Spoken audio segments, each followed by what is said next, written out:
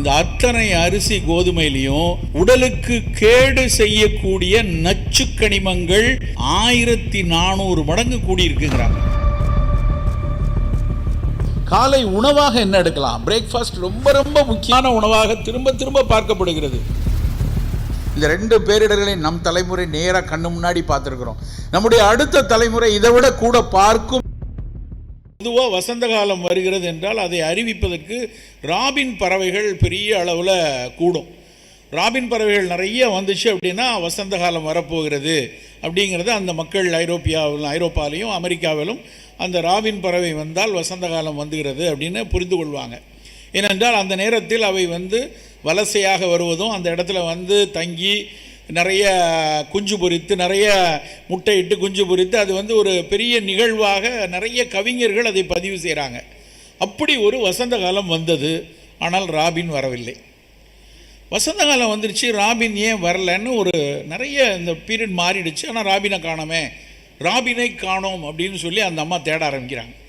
என்ன ஆச்சு ராபின் பறவைகள் இந்த இடத்துல வரலை அப்படிங்கும்போது அவங்க பார்க்குறாங்க, நிறைய இடத்துல அந்த ராபின் பறவையினுடைய முட்டைகள் உடைந்து கிடக்கு நிறைய இடத்துல கீழே. ஏன் முட்டை உடைஞ்சிருக்கு அப்படின்னு அவங்க ஒரு ஆய்வை மேற்கொள்கிறார்கள். பார்த்தா அந்த முட்டையினுடைய ஓடு வலுவாக இல்லை. அந்த ஓடு எல்லாம் உடைந்ததற்கு காரணம் அந்த முட்டையினுடைய ஓட்டில் அந்த டிடிடி என்கிற ஒரு நச்சுப்பொருள் இருப்பதை அவங்க கண்டுபிடிச்சாங்க. ஒட்டுமொத்தமாக பக்கத்தில் இருக்கிற தென் அமெரிக்க நாடுகள் எல்லாம் மக்காச்சோளத்தை பயிர்விப்பதற்காக புதிதாக வந்த ஒரு பூச்சிக்கொல்லி தான் அந்த டிடிடி. அதற்கு நோபல் பரிசே கிடைச்சது. ஏன்னா பூச்சிக்கொல்லிகள் பெரிய அளவில் கட்டுப்படுத்தப்பட்டு மக்காச்சோள உயர்வு பயங்கரமாக விளைஞ்சிருச்சு அப்படின்னு சொல்லி அதை பெரிய ஒரு அறிவியல் ஒரு வளர்ச்சியாக பார்த்த சமூகத்தில் இந்த அம்மா தான் முதல்ல கண்டுபிடிக்கிறாங்க, இந்த டிடிடினால தான் அந்த முட்டை பூரா உடைஞ்சி போச்சு. அப்போ அவங்க முதல்ல ஒரு குரல் கொடுக்குறாங்க, இந்த டிடிடியை தடை செய்யணும். இது முட்டை உடைஞ்சி ராபின் போச்சுன்னா இந்த டிடிடியினுடைய கூறுகள் நம்ம உடம்புக்குள்ளெல்லாம் போச்சுன்னா என்ன ஆகும்னு சொல்லி அவங்க ஒரு கட்டுரை எழுதுகிறாங்க, ஒரு நூல் எழுதுகிறாங்க. அந்த நூல் தான் சைலண்ட் ஸ்ப்ரிங் என்கிற மௌன வசந்தம் என்கிற நூல். அது பெரிய அளவில் அமெரிக்கா முழுக்க ஐரோப்பா முழுக்க அது போக ஆரம்பிக்கிறது. பெரும் சாடல் அவங்க மீது அறிவியலாளர்கள் வளர்ச்சியில் வேலை செய்து கொண்டிருக்கிறவங்களாம் பெருஞ்சாடல் செய்கிறாங்க, பெரும் கூச்சல் போடுகிறார்கள். இந்த அம்மா பேசுகிறது எல்லாமே சூடோ சயின்ஸ் என்று சொல்கிறார்கள். பொய்யான போலி அறிவியலை சொல்லி ஏமாற்றுகிறார்கள் என்று இந்த அம்மா மேலே ஒரு குற்றச்சாட்டு விழுகிறது. ஆனால் அந்த அம்மா கவலைப்படலை, தொடர்ந்து இதை பற்றி நிறைய பிரச்சாரங்கள் மேற்கொள்கிறாங்க. ஆனால் என்ன நடந்ததுன்னா அடுத்த 10 ஆண்டுகளுக்குள்ள உலகத்தில் பெண்களினுடைய தாய்ப்பாலில் கூட அந்த டிடிடி இருக்குன்னு கண்டுபிடிக்கிறான். அதுக்கப்புறம் அதை தடை செய்கிறார்கள். உலகம் முழுக்க அது பண்ணக்கூடாது, யூஸ் பண்ணக்கூடாது, வேண்டாம். அதாவது ஒரு நோபல் பரிசு அளவுக்கு வந்த ஒரு விஷயத்தை தடை செய்யக்கூடிய அளவுக்கு செய்தது அந்த ரேச்சல் கார்சனுடைய மௌன வசந்தம் என்கிற ஒரு நூல். அந்த புத்தகம்னா ஒட்டுமொத்த மக்களின் பார்வையை இந்த பூச்சிக்கொல்லிகள் எவ்வளவு ஆபத்தை தரும்னு நம்மாழ்வார் ஐயா முதலான பல மசானா ஃபுகாக்கோ இவங்கெல்லாம் தொடர்ந்து இந்த நூலை பற்றி சொல்லித்தான் இந்த சூழலில் எவ்வளோ பெரிய வன்முறையை இந்த பூச்சிக்கொல்லிகள் ஏற்படுத்துகிறதுன்னு சொல்கிறாங்க. அதே மாதிரி கடந்த வெறும் 3 மாதங்களுக்கு முன்னாடி ஒரு 2 வருடங்களாக ஒரு ஆய்வு செய்து நம்ம நாட்டில் இருக்கக்கூடிய ICAR, Indian council of agriculture ரிசர்ச்சில் இருக்கிற சயின்டிஸ்ட்டு, வெஸ்ட் பெங்காலில் இருக்கிற ஒரு தனியார் சயின்டிஸ்ட், இவங்கெல்லாம் சேர்ந்து ஒரு ஆய்வு அறிக்கையை தேசிய நம்ம ஊர் நேஷ்னல் இன்ஸ்டியூட் ஆஃப் நியூட்ரிஷன் தெலுங்கானாவில் இருக்கு இல்லையா, அந்த NINல சேர்ந்து அவர்கள் ஒரு பதிவை வெளியிடுகிறார்கள். என்ன சொல்கிறாங்க அப்படின்னா, இன்றைக்கு நாம் சாப்பிடக்கூடிய அரிசி கோதுமை எல்லாத்துலேயும் ஒரு 25 வருஷத்துக்கு முன்னாடி இருந்த நியூட்ரிஷன் ஊட்டச்சத்து பெருவாரியாக குறைந்திருக்கிறது. எவ்வளோ குறைஞ்சிருக்கு? சும்மா 1% 2% இல்லை, 27 முதல் 32% ஊட்டச்சத்துக்களை நம் தாவரங்கள் இழந்து விட்டன. குறிப்பாக அரிசி கோதுமை, அரிசியில் 32%, கோதுமையில் 27% அடிப்படையான ஊட்டச்சத்துக்கள். நம்ம பாடத்தில் படிப்போம் இல்லையா, இவ்வளோ கார்போஹைட்ரேட் இருக்குது, இவ்வளோ புரோட்டீன் இருக்குது, இவ்வளோ மினரல் இருக்குது. அதில் குறிப்பாக இரும்பு சத்து, அந்த இரும்பு சத்து மற்ற கனிமச்சத்துக்கள் குட்டி குட்டியாக ரொம்ப துளியாக தான் இருக்கும் கனிமச்சத்துக்கள், அவை எல்லாம் 27லேருந்து 32% குறைஞ்சிருக்கு. சரி, குறைஞ்சது மட்டுமா? அது குறைஞ்சது மட்டும் இல்லை, இந்த அத்தனை அரிசி கோதுமையிலையும் உடலுக்கு கேடு செய்யக்கூடிய நச்சு கனிமங்கள் 1400 மடங்கு கூடியிருக்குங்கிறாங்க. ஆர்சனிக், லெட், அது மாதிரி அதெல்லாம் எங்கேருந்து வருது? இதே ரசாயனங்கள்லேருந்து, பூச்சிக்கொல்லிகள்லேருந்து தான் இந்த நச்சு கனிமங்கள் பெரிய அளவில் அந்த அரிசிலையும் கோதுமையிலையும் கூடியிருக்கு. நியூட்ரிஷனில் 27%, 32% குறைஞ்சிருக்கு. இப்படி கூடிய விஷயங்களும் இப்படி குறைந்த ஊட்டச்சத்துகளும் ஒரு மாபெரும் பஞ்சத்தை மௌனமாக இங்கே நிகழ்த்தி கொண்டிருக்கின்றன. அதைத்தான் சைலண்ட் ஃபெமைன் அப்படின்னு சொல்லி அந்த கட்டுரை எழுதியிருக்கிறார்கள். நண்பர்களே, இந்த காலகட்டத்தில் தான் நம்ம இருக்கிறோம். நம்ம இன்றைக்கி சாப்பிடக்கூடிய அத்தனை காய்கறிகள், கீரைகள், பழங்கள், காய் எல்லா வகையிலையும் இந்த கனிமச்சத்துக்கள் குறைந்து கொண்டே இருக்கிறது, ஊட்டச்சத்துக்கள் குறைந்து கொண்டே இருக்கிறது. ஏன் குறையுது? முதல் காரணம் நம்ம பயன்படுத்தக்கூடிய இந்த பூச்சிக்கொல்லி ரசாயனங்கள். இந்த ரசாயனங்கள் தான் அந்த நச்சு கனிமங்களை கூட்டி ஊட்டச்சத்துக்களை குறைக்கிறது என்று அந்த ஆசிரியர்கள் எழுதுகிறாங்க. இன்னொரு மிக மிக முக்கியமான காரணம், நம்ம எல்லாம் ஒரு 2 மாதத்துக்கு முன்னாடி நம்ம நான் ரயிலில் வந்தவுடனே இந்த தாமிரபரணியாக இவ்வளோ தூரம் வந்துச்சு, இந்த இடத்துலேருந்து இவ்வளோ தூரம் வந்துச்சா அப்படின்னு சொல்லி பார்த்து கொண்டே வந்தேன். நெல்லை மாவட்டத்தில் பொருணை ஓடக்கூடிய பகுதியில் எல்லாம் இப்படியான மழையை நம்ம என்றைக்குமே பார்த்ததில்லை. 100 வருடத்துக்கு முன்னால் இப்படி ஒரு பெருமழை இருக்கலாம் என்று சொல்கிறாங்க. ஒரே நாளில் கொட்டி தீர்த்த மழை, இங்கேயும் சரி தூத்துக்குடி மாவட்டத்திலையும் சரி, அவ்வளவு பெரிய நீர்த்தேக்கத்தை உருவாக்கக்கூடிய மழை ஏன் பெய்தது? இனிமேல் இப்படித்தான் இருக்கும் என்று சொல்கிறார்கள். இனிமேல் மான்சூன் கிடையாது, புயல்தான். ஒவ்வொரு வருடமும் ஏதாவது ஒரு ஊரில் இப்படியான விஷயங்களை நீங்கள் பார்த்து கொண்டே தான் இருக்க போகிறீங்க. இனிமேல் மான்சூன் இல்லை, புயல்தான் என்று அடித்து திரும்ப திரும்ப சூழலியாளர்கள் சொல்லிக்கொண்டே இருக்காங்க. புவி வெப்படைதல் சொன்னப்போ நம்மலாம் அதெல்லாம் ஏதோ ஒரு அறிவியல் சொல் மாதிரி அப்படி கேட்டுட்டு கடந்து போய் கொண்டே இருந்தோம். ஆனால் உண்மை என்ன அப்படின்னா, மெல்ல மெல்ல அந்த 1 டிகிரி 1.2 டிகிரி உயர்வு ஆகும்போது நடக்கக்கூடிய பல்வேறு மாற்றங்களில் ஒன்று தான் அந்த க்ளவுட் பஸ்டிங் ரெயின் அப்படிம்பாங்க. கொட்டி தீக்கிற மழை, ஒரே நேரத்தில் கொட்டி தீக்கிற க்ளவுட் பஸ்டிங் ரெயின்னு சொல்கிறது தான் நம்ம ஊரில் நடந்த விஷயம். இப்படியான விஷயங்கள் பெரிய அளவில் இனி நடந்து கொண்டே இருக்கும் வருடம் என்று சொல்கிறாங்க. இன்னொரு விஷயம் என்னென்னா, இந்த புவி வெப்படைதல் 1 டிகிரி உயர்வானா, இல்லை 1.5 டிகிரி உயர்வானா, இல்லை 2 டிகிரி இந்த புவியின் வெப்பம் உயரும் போது என்ன நடக்கும் என்று ஆய்ந்து அறிந்து சில விஷயங்கள் எழுதுகிறாங்க. அதில் 1 டிகிரி இப்போ 1.1 உயர்ந்திருக்குறாங்க. 1.5 இன்னொரு 10 வருஷத்தில் கூடிருங்கிறான். சரி, இதில் என்ன ஆகிடப்போகுது? 1 டிகிரி புவி வெப்பம் கூடனா என்ன வந்துடும் அப்படின்னு நம்ம நினைக்கலாம். அந்த 1.5 டிகிரி உயர்வாகும்போது 25% ஊட்டத்தை நம்ம இழந்துருவோம். மொத்தமாக எங்கள் எல்லா காய்கறி, கீரைகள், பழங்கள் எல்லாத்துலேயும் 25% இழந்துருவோம். 1.5லிருந்து 2க்கு போகும் பொழுது விளைச்சல், ஒட்டுமொத்த விளைச்சலும் 50%க்கு கீழே குறைஞ்சிரும்னு எழுதுகிறாங்க. இதெல்லாம் சொல்லும்போது இந்த எண்ணிக்கை, இந்த சதவீதம், இந்த எண்களை அறிவியலாளர்கள் சொல்லும் பொழுது நம்ம அதை பெரிதாக எடுத்துக்கொள்ளாமல் கடந்து போகிறோம். இப்படி தான் சொல்லிகிட்டு இருப்பாங்க, இப்படி தான் சுனாமியை பற்றி பேசும்போது எல்லாம் அப்படி சொல்லுவாங்கப்பா, அப்படிலாம் நடக்குமா அப்படின்னோம். ஆனால் அடித்து தூக்கி 2.25 லட்சம் பேரை கொண்டு போயிடுச்சு. பேரிடர்களை பற்றி தொடர்ந்து பேசிக்கொண்டே இருந்தாங்க. நீங்கள் தோல் மினுமினுப்பாக இருக்கணும், நிறம் வெண்மையாக இருக்கணும்னு ஆராய்ச்சி பண்ணிகிட்டு இருக்கீங்க. ஆனால் அந்த உலகத்தை உலுக்கப் போவது மிகப்பெரிய அளவில் பாக்டீரியாக்களும் வைரஸ்களும்னு சொல்லி ஒரு ஆய்வறிஞர் எழுதி கொண்டே இருந்தார்.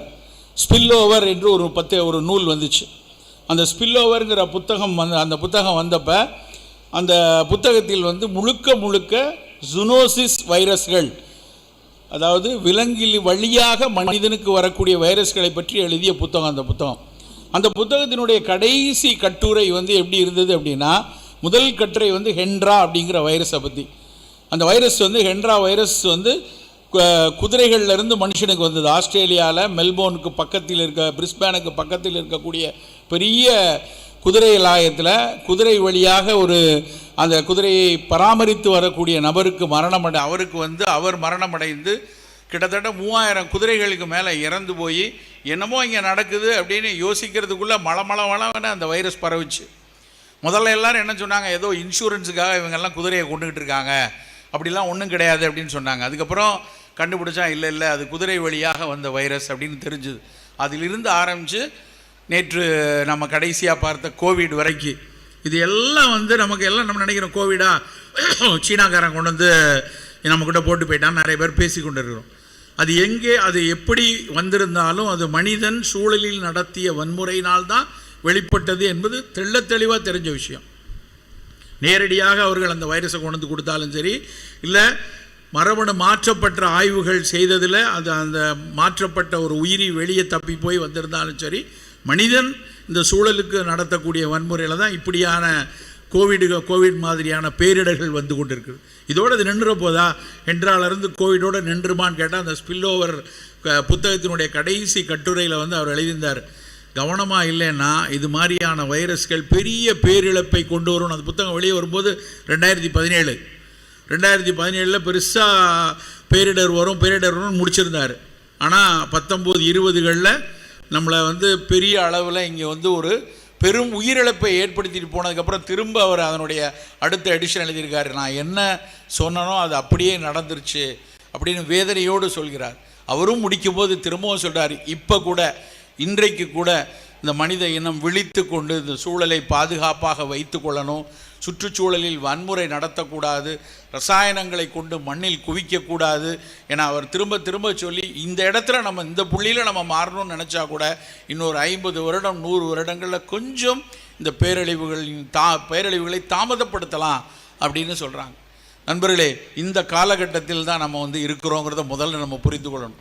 நம்ம தலைமுறைக்கு மட்டும்தான், இங்கே இருக்கிற நம்ம தலைமுறைக்கு மட்டும்தான் 2 மாபெரும் ஒரு இந்த நம்மளோட 300-400 வருஷமாக இருந்த மக்கள் அனுபவிக்காத 2 பெரிய பேரிடர்களை பார்த்துருக்கோம். ஒன்று வந்து நம்ம யோசிச்சே பார்க்காத புகார், காவிரி பூம்பட்டினத்தில் கடல் கோள் கொண்டது என்று படித்ததுக்கப்புறம் முதல்ல கண்ணால் பார்த்த சுனாமி, நம்ம நினச்சே பார்க்காம அவ்வளோ பெரிய சுனாமி வந்து அள்ளிட்டு போச்சு. 2வது இந்த கோவிடு. ஸ்பானிஷும் ஒரு பேரிடர் தான். ஸ்பானிஷ் ஃப்ளூ வந்து 1918 வந்தப்போ அதுவும் ஒரு பேரிடர் காலம்தான். ஆனால் அதை விட பல மடங்கு பல உயிர்களை கொண்டு போனது இந்த கோவிட் காலம். இந்த 2 பேரிடர்களை நம் தலைமுறை நேராக கண்ணு முன்னாடி பார்த்துருக்குறோம். நம்முடைய அடுத்த தலைமுறை இதை விட கூட பார்க்கும் என்பது தான் அனுமானம். அப்போ அந்த தலைமுறையை எப்படி பாதுகாக்க போகிறோம்?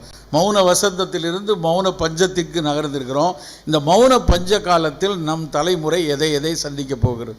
2 முக்கியமான ஒரு சவால்கள் நம் முன்னால் இருக்குது. அந்த 2 சவால்களை நாம் எப்படி எதிர்கொள்ள வேண்டும், அதற்கு நாம் என்ன செய்ய வேண்டும் என்பதை மட்டும் சொல்லிவிட்டு நான் விடைபெறலான்னு நினைக்கிறேன். ஒன்று, நமக்கு புதிதாக வரக்கூடிய கம்யூனிகபிள் டிசீசஸ். ஒரு காய்ச்சல் எவ்வளவு பயமுறுத்துகிறது இன்றைக்கு. ஒரு காலத்தில் காய்ச்சலுக்கு பயந்துருக்கோமா?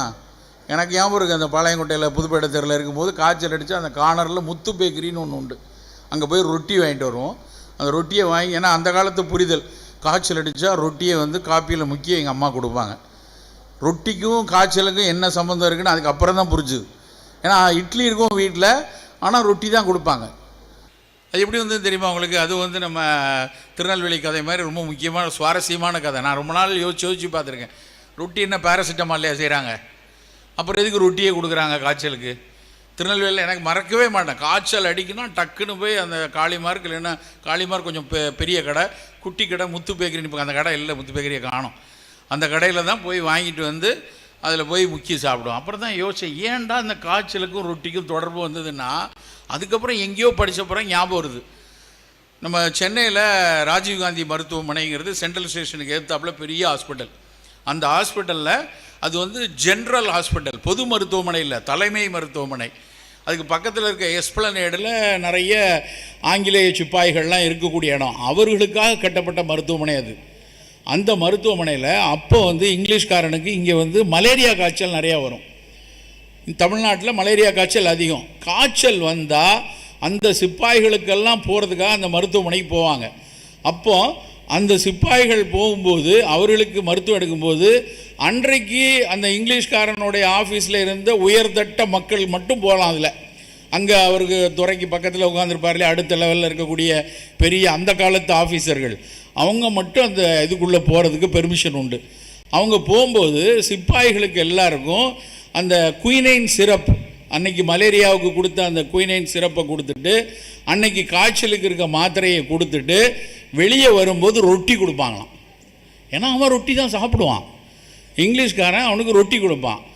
அதுக்கு பின்னாடி போன நம்மால் இருக்காங்க இல்லையா, துறைமார்கள் கூடயே வேலை செஞ்சு, அவங்களுக்கும் அந்த காய்ச்சல் வந்தால் ஒரு சிரப்பை கொடுத்து போகும்போது ரொட்டி கொடுப்பாங்க. நம்மால் என்ன நினச்சிட்டான்னா, ரொட்டியும் இதுவும் சாப்பிட்டா தான் காய்ச்சல் போகும்னு நினச்சி ஒட்டுமொத்தம் நம்ம எல்லாத்தையும் ரொட்டி சாப்பிட வச்சுட்டாங்க. முழுக்க முழுக்க இது புனைவு இல்லை, உண்மையான விஷயம். எப்படி ரொட்டி நமக்குள்ளே வந்துருச்சு, அவ்வளவு ஒரு அந்த காய்ச்சலை வெறுமனை ஒரு ரொட்டியை சாப்பிட்டு அப்படி கடந்து போயிட்டு இருந்தோம். ஆனால் இன்றைக்கு ஒரு 2 நாள் 3 நாள் காய்ச்சல் தாண்டிச்சுன்னா நமக்கெல்லாம் கிளி வருது. மருத்துவர்கள் நாங்கள் ரொம்ப நெடுங்காலமாக காய்ச்சல் வந்தால் வெறுமனை ஒரு நிலவேம்பு கஷாயத்தை கொடுப்போம். குழந்தைங்க வந்துச்சுன்னா ஒரு பாலசஞ்சீவி மாத்திரையை கொடுத்து 3 நாள் சரியாக போயிடும்னு அனுப்பிடுவோம். ஆனால் இப்போ 3 நாளில் காய்ச்சல் வரலைன்னா உடனடியாக ரத்த சோதனை பண்ணிடுவோம். எதுக்கு இருக்கட்டும், எதுக்கும் பார்த்து வச்சுருவோம் அப்படின்னு ரத்த சோதனை செய்கிறோம். நினைத்து பார்க்க முடியாத சில முடிவுகளை கண்கூடாக பார்த்ததுனால அந்த பயம் வருது. ஏன்னா ஒரு காய்ச்சலில் பெரிய அளவில் இரத்த தட்டுக்கள் குறைவது இன்றைக்கு தான் நடக்குது. நான் 30 வருடமாக மருத்துவ பயிற்சி பண்ணுறேன். 30 வருடத்துக்கு முன்னாடி காய்ச்சல் வரும்போது நாங்கள் ஒவ்வொரு காய்ச்சலுக்கும் பிளேட்லெட்ஸ் பார்த்ததே இல்லை.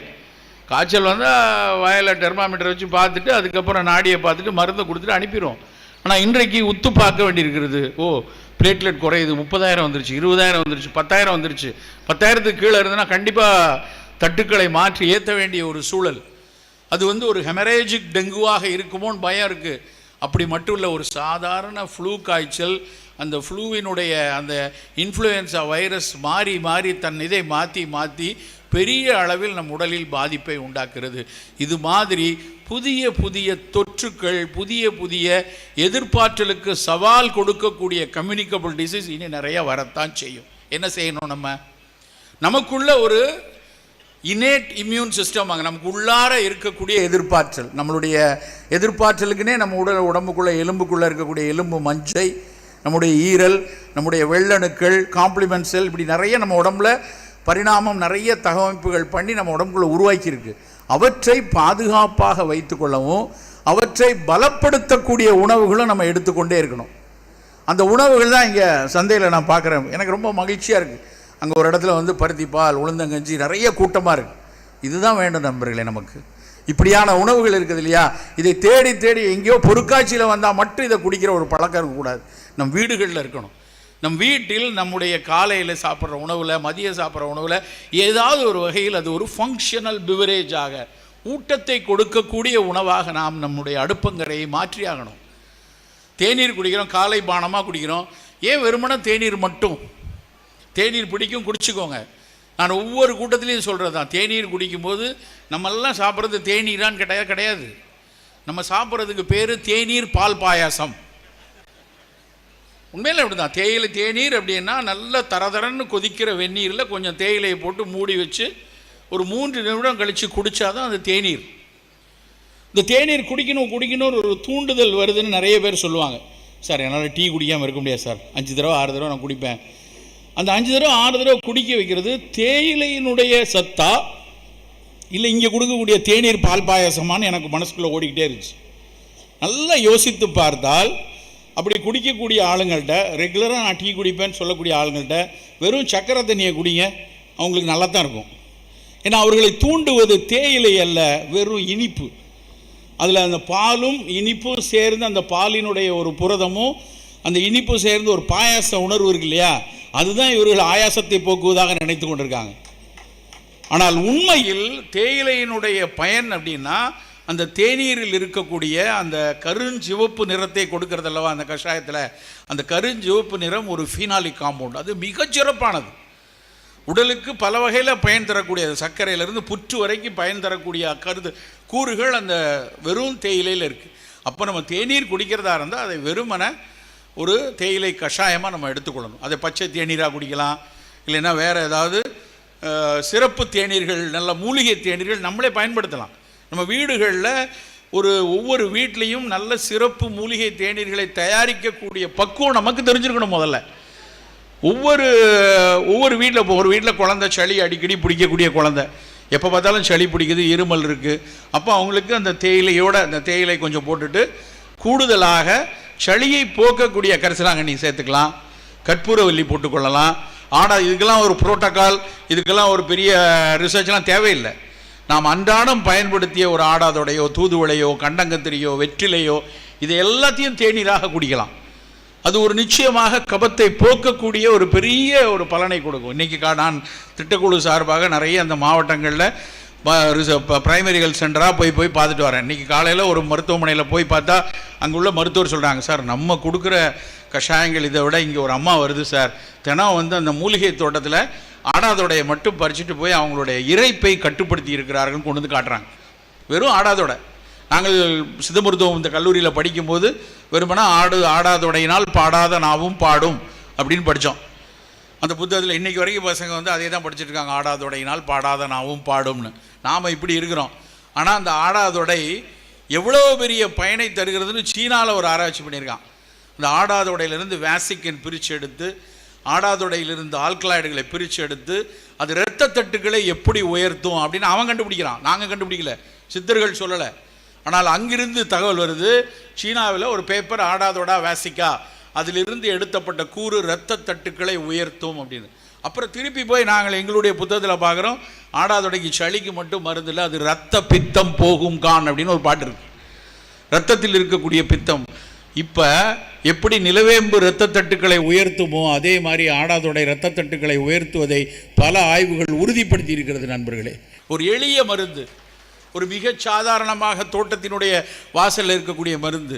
என்றைக்கோ ஒரு நாள் வெளிநாட்டுக்காரன் அதிலிருந்து ஒரு பெரிய ஆராய்ச்சி பண்ணி ஒரு மருந்தை கொண்டு வருவான், அது பெரிய அளவில் விற்பனை செய்யப்படும். அன்றைக்கி நம்ம அதை ஓடி ஓடி வாங்குவோம். ஆனால் இன்றைக்கி நம்ம ஒரு தோட்டத்தில் இருக்கிறத மறந்துடுவோம். நண்பர்களை, இனி வரக்கூடிய காலத்தில் நம்ம காலையில் குடிக்கக்கூடிய பானம் ஏதாவது ஒரு ஃபங்க்ஷனல் பிவரேஜாக இருக்கட்டும். சர்க்கரை வியாதி இருக்கா, ஆவாரை கஷாயம் குடிப்போம். ஆவாரை பூத்திருக்க சாவாரை கண்டதுண்டோடு சித்த மருத்துவம் சொல்லியிருக்கு. ரொம்ப சாதாரணமாக நம்ம எல்லா இடத்துலையும் இருக்கக்கூடிய ஆவாரை, அதுலேயும் ஒரு அச்சம். அன்றைக்கு நான் ஒரு கட்டுரை தமிழ் இந்துல தான் நினைக்கிறேன், தமிழ் இந்துலேயே இன்னொரு ஏதோ ஆங்கில பத்திரிகை எதிலோ வெளியே வந்த ஒரு கட்டுரை. ஆவாரை மாதிரியே இன்னொரு ஒரு தாவரம், தென் அமெரிக்க தாவரம், ஆவாரை போலவே பூத்திருக்கிறது. ஆனால் ஆவாரை இல்லை, அது காஷியா ஆரிக்குலேட்டா இல்லை, இன்னொரு என்டேஞ்சர் பிளான்ட். உடை எப்படி பரவுதோ, மேற்கு தொடர்ச்சி மலையில் லெனட்டா ஸ்பீசஸ் எப்படி பரவுதோ அது மாதிரி ஒரு போலி ஆவாரை பரவுகிறது என்று போட்டிருக்கான். பக்குன்னு இருந்துச்சு அது படித்த உடனே, இது வேறையா அப்படின்னு. ஆனால் மிக சாதாரணமான ஆவாரை பெரிய அளவில் சர்க்கரையை கட்டுப்படுத்தக்கூடிய ஒரு தாவரம். பல ஆய்வுகள் உறுதிப்படுத்தது. அப்போ ஆவாரை ஒரு நாள் குடிச்சுப்போம், கரிசலாங்கண்ணி ஒரு நாள் குடிச்சுப்போம். வெறும் பித்தம் இருக்கிறது, எப்போவுமே அஜீரணம் இருக்குது, பித்தம் இருக்குது, சரியாக மலம் கழியலை, உடல் கொஞ்சம் உப்புசமாக இருக்கிறது, தைராய்டு மாதிரி நோய்களில் உடல் கொஞ்சம் கனத்து மிக்சடிமேட்டஸ்பாங்க, அப்படியானவர்களுக்குன்னே குடிக்கிறதுக்கு வெறும் இஞ்சி எலுமிச்சம்பழம், நல்ல இஞ்சி சாறும் எலுமிச்சம்பழச்சாரும் வெந்நீரில் கலந்து, வேணுமென்றால் இனிப்பு வேணும்னா கொஞ்சம் துளி தேன் சேர்த்து காலையில் அந்த பானம் குடிங்க. அவ்வளவு சிறப்பு. டீடாக்சிங் இதுன்னு சொல்கிறோம். காலையில் இது மாதிரி ஒரு பானத்தை நாம் எடுத்துக்கணும். இது இந்த கம்யூனிகபிள் டிசீஸஸ் சொல்லக்கூடிய அந்த காய்ச்சல், சளி, இருமல் வராமல் இருக்க, வந்தால் விரைவில் செல்வதற்கு ஓரளவுக்கு நமக்கு எதிர்பார்த்தலை கொடுக்கும். அது ஏதாவது ஒரு வகையில் ஒரு குட்டி குட்டியாக மருத்துவ குணங்களை நம்ம உடம்புக்குள்ளே சேர்த்து வைக்கும். இனிமேல் அப்படியான பானங்கள் தான் இருக்கும். இல்லைனா வெயில் வரப்போகுது, இனிமேல் கொளுத்தி அடிக்க போகுது.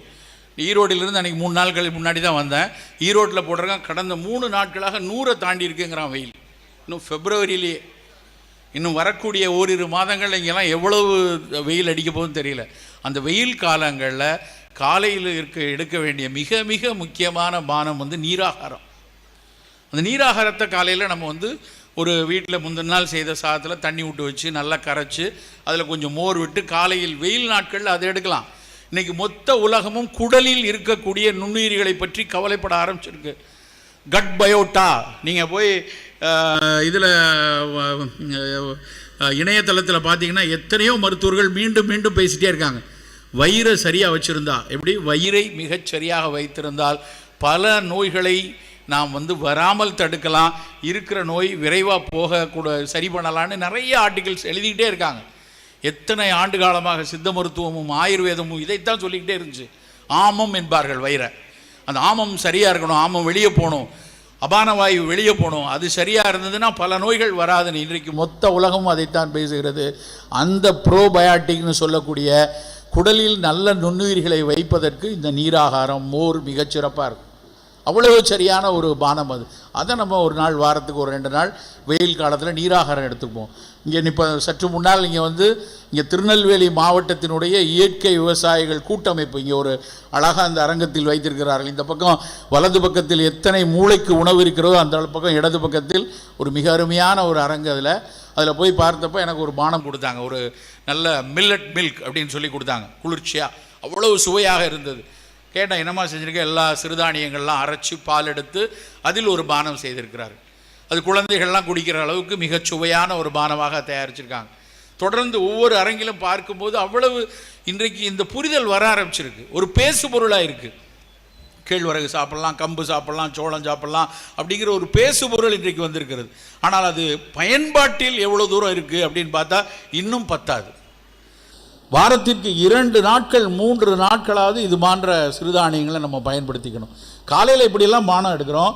காலை உணவாக என்ன எடுக்கலாம்? பிரேக்ஃபாஸ்ட் ரொம்ப ரொம்ப முக்கியமான உணவாக திரும்ப திரும்ப பார்க்கப்படுகிறது. நான் நிறைய பள்ளிகளில் பேசிகிட்டே வருவேன். ஒரு முறை சென்னையில் ஒரு 5-6 ஆண்டுகள் 10 ஆண்டுகள் இருக்கும். அந்த ஒரு சென்னையில் ஒரு பெரிய பிரபல பள்ளி அங்கே பேசிவிட்டு அன்றைக்கி மாலை அந்த பள்ளியினுடைய விருந்தினராக போயிருக்கேன், பேசுகிறேன். நிறைய மாணவர்கள் பரிசுலாம் வாங்கிட்டு போனாங்க. எல்லாம் பார்த்தீங்கன்னா ஒரு +1 +2னா பார்க்கும்போது போஷாக்கா தடியாக குண்டா உயரமெல்லாம் இருந்தான். அவனை பார்த்தா 10th இல்லை +1 மாதிரியே தெரியல. இவ்வளோ பேர் வளர்ந்துருக்கானே அப்படின்னு நினச்சி பார்த்துட்டு அன்றைக்கி இரவு ரயில் ஏறி திருச்சி வந்தேன். திருச்சியிலிருந்து பெரம்பலூர் தாண்டி அரும்பாவூர் தாண்டி ஒரு வில்லேஜில் ஒரு அரசு பள்ளிக்கு நான் விருந்தினராக போகிறேன். அங்கே உள்ள தமிழாசிரியர் என்னை விரும்பி கூப்பிட்டார். நீங்கள் வரணும் சார் நான் அவருடைய பள்ளிக்கு போகிறேன். அந்த பள்ளியிலையும் இதே மாதிரி பரிசு விழா மாலையில் எல்லா மாணவர்களும் வராங்க. ஆனால் அந்த மாலையில் அந்த பள்ளி மாணவர்களும் வரும்போது ஒரு +1 படிக்கிற மாணவி அல்லது +2 அங்கே படிச்சுட்டு அதுக்கப்புறம் அவங்க ஒரு பெரிய விவசாய கல்லூரியிலையோ பொறியியல்களிலோ படித்தவங்களெல்லாம் கூப்பிட்டு கௌரவிக்கிறாங்க. அந்த பிள்ளைகள்லாம் பார்த்தா மெலிந்து ஒல்லியாக அப்படி இருக்காங்க. எல்லா பிள்ளைகளுமே ஒல்லியாக இருக்கிறாங்க. கண்கள் பஞ்சடைந்து இருக்குது. நான் என் அருகில் இருந்து தலைமை ஆசிரியர்கிட்ட கேட்டேன், ஒரு பார்த்தா கொஞ்சம் ஊட்டம் குறைவாக இருக்கிற மாதிரி தெரியுதில்ல எல்லா குழந்தைகளும் அப்படின்னு நான் கேட்குறேன். அவர் சொல்கிறாரு, திங்கக்கிழமை அசம்பிளி வைப்போம் சார். நாங்கள் அசம்பிளி ஒரு 500 பிள்ளைங்க இருப்பாங்க. அந்த பிள்ளைங்க இருக்கும்போது நாங்கள் 100 பிள்ளைக்கு ஒரு ஆசிரியரே பின்னாடி நிப்பாட்டியிருப்போம். எப்படியும் ஒரு திங்கக்கிழமை ஒரு 5 பிள்ளைங்க மயங்கி விழுந்துரும் அப்படின்னு அவர் சொல்கிறார். ஏன் இப்படி நடக்கு அப்படின்னு கேட்டால் அவர் சொன்னார், சார் இங்கே வர்ற பிள்ளைங்களில் 80% குழந்தைகள் காலை உணவு சாப்பிட்றதில்ல. ஏன்னா அந்த பிள்ளைங்களுடைய அம்மாவும் அப்பாவும் விவசாய தொழிலாளிகளாக காலையில் 6 மணிக்கு அங்கே லாரியில் கூப்பிட்டு போயிடுவாங்களாம்.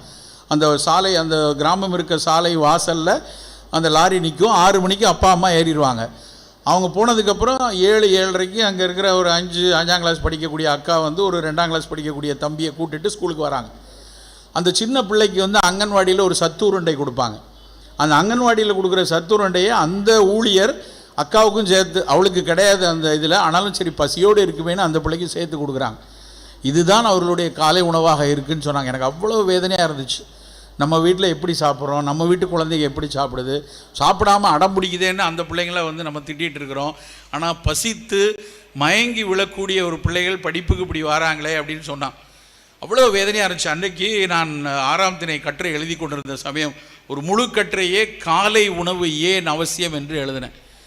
அதுக்கப்புறம் எனக்கு திட்டக்குழுவுக்குள்ளே வந்ததுக்கப்புறம் நம் முதலமைச்சர் அவர்கள் காலை உணவு திட்டத்தை அறிமுகம் செய்தபோது அதை விட மகிழ்ச்சி வேறு எதுவும் இருக்காது. ஏன்னா அதை சாப்பிடக்கூடிய குழந்தைகளுக்கு தான் தெரியும் அதனுடைய அவசியம் எவ்வளவுன்னு.